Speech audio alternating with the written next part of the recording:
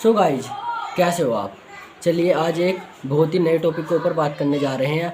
आजकल यूट्यूब पर बहुत सारी वीडियो में डीसी सप्लाई से हमारे एसी एम्प्लाइसिस चलाकर दिखाए जा रहे हैं। आइए समझते हैं किस प्रकार चलाए जा रहे हैं।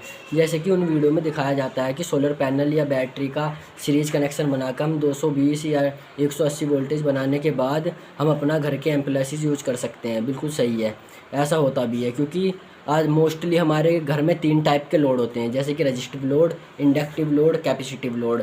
मोस्टली इंडक्टिव लोड हमारा डायरेक्ट डीसी सप्लाई पर नहीं चलेगा, क्योंकि इंडक्टर के लिए हमारी डीसी सप्लाई जो होती है ना वो हमारी फिक्स है, उसका मैग्नीट्यूड चेंज नहीं होगा, जिस कारण वो एक शॉर्ट सर्किट के बिहेवियर की तरह काम करेगी। जो टेक्निकल भाई लोग हैं वे समझ जाएंगे इंडक्टिव, रजिस्टिव, कैपेसिटिव लोड क्या है। आइए आगे चलते हैं फिर उस तरीके से क्या है। जैसे कि उन वीडियो में चला के दिखाया जाता है कि हमारा बल्ब है, क्योंकि वो रजिस्टिव लोड है, इजीली डीसी सप्लाई दो या एसी सप्लाई दो चल जाएगा। मोस्टली एलईडी बल्ब है, एलईडी बल्ब में एसएमपीएस सर्किट होने के कारण और जो हमारे अंदर उसे चाहिए डीसी चाहिए आउटपुट में, तो इसलिए हमारा वो भी चल जाएगा। ठीक है, ये हमारे सारे जितने भी एसएमपीएस सर्किट जिस जिस चीज़ में यूज हो रहे हैं वे हमारे मोस्टली सभी चल जाएंगे। जैसे कि उसमें एलईडी टीवी चला के दिखाई गई थी, एलईडी टीवी में क्या है एसएमपीएस से चल जाएगा। आज के मॉडर्न जो पंखे आ रहे हैं बीएलडीसी फ़ैन, क्योंकि उसमें मोस्टली जो अंदर है वो डीसी मोटर ही है और उसे रन कराने के लिए हमें डीसी सप्लाई चाहिए, तो उसके अंदर एक हमारे एसएमपीएस सर्किट लगा होता है, वो पूरी कंट्रोलिंग है, वो चला देगा। ऐसे हमारे रेफ्रिजरेटर हैं, एसी है, वो वीडियो बिल्कुल सटीक है। आइए समझते हैं कि हमारे घरों में शुरू से ही डीसी पावर सप्लाई का इस्तेमाल क्यों नहीं हुआ।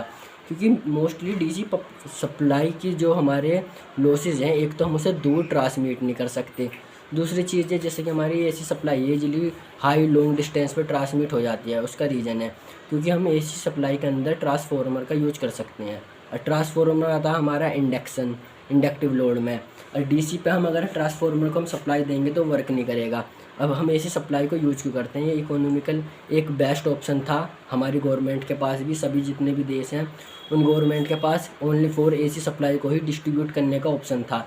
आइए समझते हैं किस प्रकार। हमने जनरेशन 11 केवी पे करा, अगर हम उसे ही कई हज़ार किलोमीटर दूर भेजना हो 11 केवी पे तो हमारा बहुत ज़्यादा वोल्टेज ड्रॉप हो जाएगा, और उसके लिए हमें हैवी वायर चाहिए।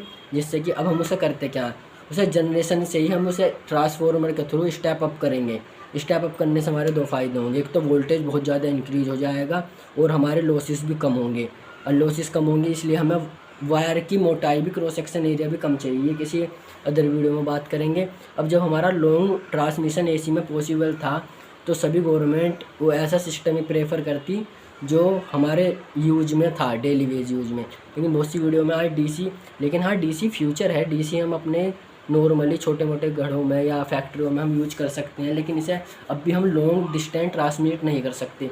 इसकी बड़ी वजह यही है क्योंकि हमें इसका जो इंस्ट्रूमेंट है ना सेटअप, एक तो हमारा इकोनॉमिकल पहले से ही हमारा जो यूज होता हुआ आ रहा है वो एसी सप्लाई सिस्टम है। आजकल हमारे जो जितना भी डिस्ट्रीब्यूशन डिपेंड है ओनली एसी पर ही है, डीसी सिस्टम बहुत कम कम जगह पर यूज होता है।